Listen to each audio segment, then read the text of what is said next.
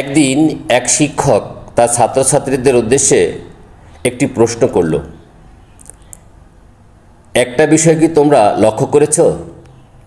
ছাত্রছাত্রীরা বলল, স্যার, আমরা তো সব বিষয় লক্ষ্য করি, কোন বিষয়টি বলেন তো? শিক্ষক বলল, এটা আমাদের সবার চোখ মুখের ব্যাপার। সবারই চোখ ও কান দুটি করে, কিন্তু নাক মাত্র একটা কেন?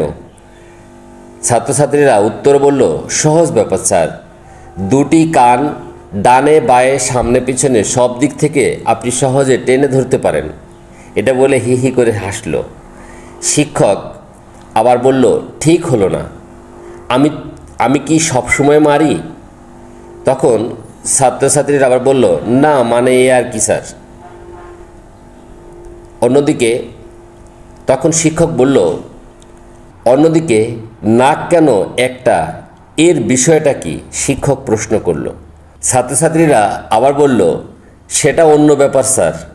এই ধরুন, টিফিন তো মজার খাবার হতে হবে, ঠিক কার টিফিন বক্সে কি মজার টিফিন আছে সেটা তো আগে জানা দরকার। সেজন্য একটি নাকই যথেষ্ট।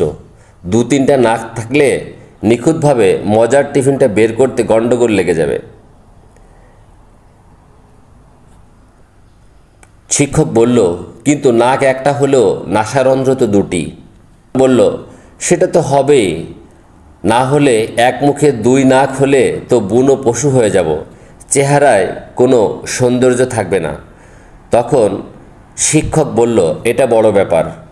মানুষের চোখ, কান, নাক, মুখ এমনভাবে সাজানো যে কান বা অংশের অঙ্গ প্রত্যঙ্গের প্রতিসম অবস্থান সবাইকে কাছে টেনে নেয়, সহজেই বন্ধুত্ব গড়ে ওঠে। তখন ছাত্রছাত্রীরা বলল, ঠিক বলেছেন স্যার। শিক্ষক এবার বোঝানোর চেষ্টা করল, দুটি চোখ আছে বলে আমরা কোনো বস্তুকে দুটি দৃষ্টিকোণ থেকে দেখে তার তুলনামূলক দূরত্ব ও গভীরতা বুঝতে পারি। দুটি কান আছে বলেই আমরা বুঝতে পারি কোনো শব্দ ডান দিক থেকে নাকি বাঁ দিক থেকে, সামনের দিক থেকে নাকি পিছন দিক থেকে আসছে। বাকি থাকলো নাক। এর দুটি রন্ধ্র বা ছিদ্র না থাকলে তো বিপদ। সর্দি কাশিতে এক পাশ বন্ধ হয়ে গেলেও অন্য পাশ দিয়েই শ্বাস প্রশ্বাস চালানো যায়, আর গন্ধ নেওয়ার পথও খোলা থাকা চাই, তাই না?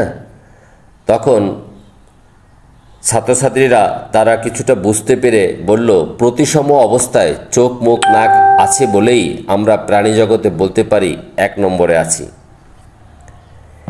শিক্ষক